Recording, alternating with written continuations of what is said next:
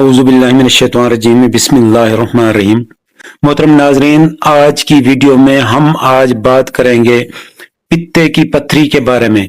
जिन लोगों को पित्ते की पथरी होती है, बहुत ज्यादा उनको पेन दर्द वगैरह होता है, तो दर्द सबसे ये पहले बता दूं कि दर्द ज्यादातर मैदे में होता है।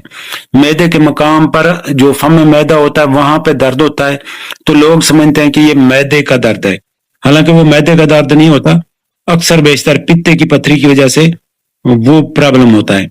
असल मसला ये होता है, जब पित्ते की पथरी बनती है ना, उस वक्त जिगर ठंडा होता है।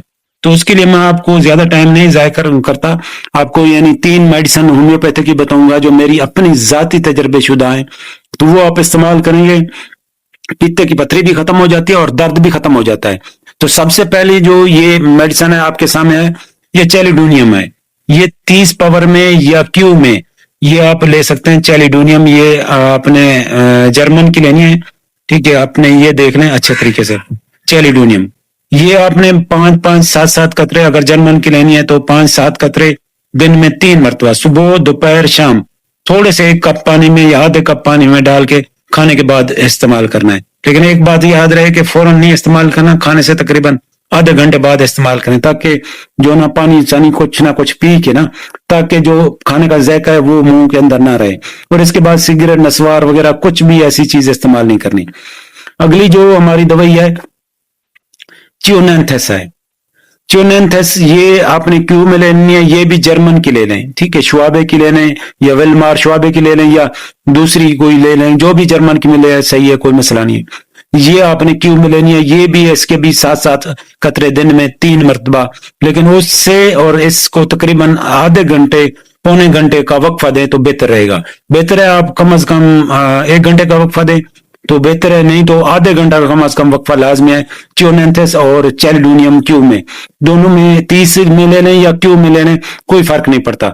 आपने कहा होगा, सोचा होगा यार ये 30 है तो दिखा 30 है तो क्यों करा है, कोई मसला नहीं है। मदर टिंचर ले लें या 30 में ले लें या जो भी ले लें, कोई परेशानी वाली बात नहीं है, लेकिन ये क्यू या 30 में होनी चाहिए। ये आधे घंटे के वक्फे से 7-7 कतरे ले लें।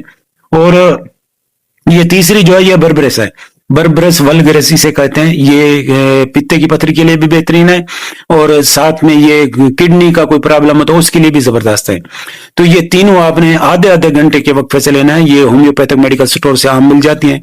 इससे सबसे पहली बात तो ये 2-3 मरतबा इस्तेमाल करने से दर्द खत्म हो जाता है। दूसरी बात ये आहिस्ता आहिस्ता बैल बहुत ज्यादा बनाती है और पित्ते की पथरी को बिल्कुल जो ना ये डिजॉल्व कर देती है, खत्म कर देती है, आहिस्ता आहिस्ता बिल्कुल साफ हो जाता है।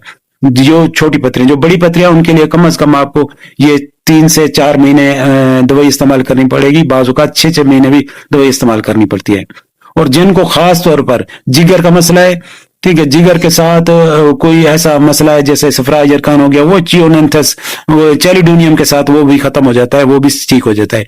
इसके साथ जिगर की चर्बी भी खत्म हो जाती है, जिगर फैटी लिवर जो है जिगर वो भी ठीक हो जाता है।